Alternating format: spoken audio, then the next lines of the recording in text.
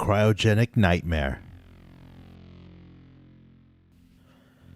It was a day that would go down in history. The day that humanity finally achieved the impossible, cryogenic freezing. The scientists and doctors involved had worked tirelessly for years, pouring all of their knowledge and resources into the project. They had finally succeeded, and the world was celebrating. At the center of the festivities was a facility where the first successful cryogenic freezing had taken place. The entire building was abuzz with excitement and anticipation. Reporters, photographers, and curious onlookers had flocked to the site, eager to witness the historic event. The scientists and doctors who made it all possible were hailed as heroes, showered with praise and accolades. But in the midst of all the celebration, there was someone who was not rejoicing. Someone who was not even aware of the milestone that had just been reached. A man whose name no one knew lay in a cryogenic chamber, his body frozen solid. He had been the first test subject for the cryogenic freezing process, a volunteer who had been promised wealth and immortality. He had willingly surrendered his body to science, believing that he would be revived in a future where death had been conquered. But as he had been put to sleep, he had a strange sensation. It was as if his consciousness was being peeled away from his body, like a sticker being removed from a surface. He had tried to cry out, to tell the scientists that something was wrong, but he had no voice. He had tried to move, to thrash around and make his presence known, but he was paralyzed. He had been trapped inside his own mind, unable to escape. And then the darkness had come. For years, or was it centuries, he had been lost in that darkness. He had no way of knowing how much time he had passed. Or even if time still existed, he had no sense of his body, no way of feeling the cold or the heat. He was a disembodied consciousness adrift in a sea of nothingness. And then, suddenly, there was light. It was a blinding, searing light that burned into his eyes and his mind. He felt a jolt like an electric shock, and then he was falling through space and time, hurtling towards a destination he could not see. When he finally landed, it was with a sickening thud. He was lying on a hard surface, his body still frozen. But he could feel something else now, a warmth, a vibration. It was as if he was lying on a bed of coals that were slowly heating up. And then, the pain began.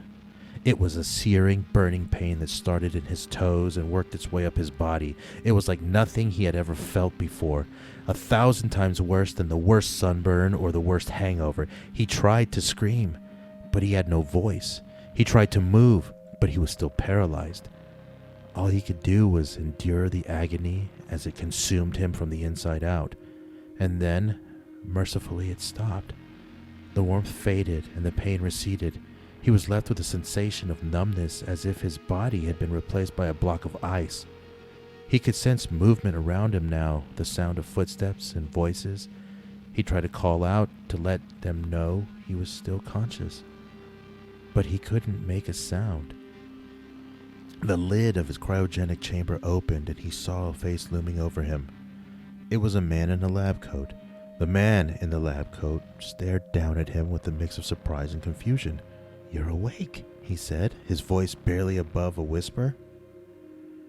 "But that's impossible. You were supposed to be in a stasis for another 100 years, at least." The man tried to speak, but his vocal cords were still frozen. He could only manage a weak groan. The scientist took a step back, his eyes widening in horror. "My God," he muttered. "What have we done?"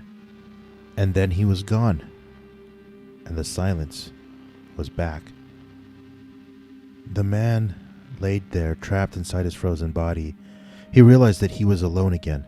The scientists and the doctors who had celebrated the success of cryogenic freezing were nowhere to be seen.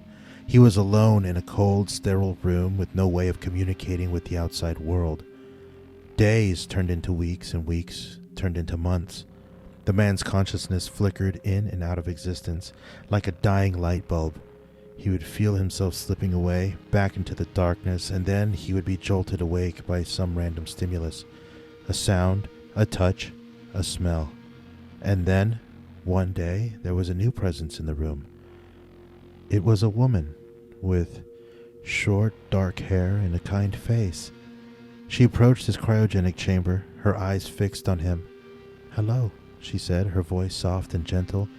"My name is Dr. Patel. I'm here to help you." The man tried to speak, to tell his story, but all he could manage was a faint rasp. Dr. Patel nodded sympathetically. "I know it's been difficult for you," she said, "but we're going to get you out of here. We're going to find a way to reverse the cryogenic process and restore your body to its normal state." The man felt a glimmer of hope for the first time in what felt like an eternity. He watched as Dr. Patel and her team began to work, analyzing his cryogenic chamber and the process that had been used to freeze him. They experimented with different techniques and solutions, trying to find a way to thaw him without causing any more damage to his body. It took months of trial and error, but finally, they found a solution. With the help of advanced medical technology and a team of experts, they were able to restore the man's body to its normal state.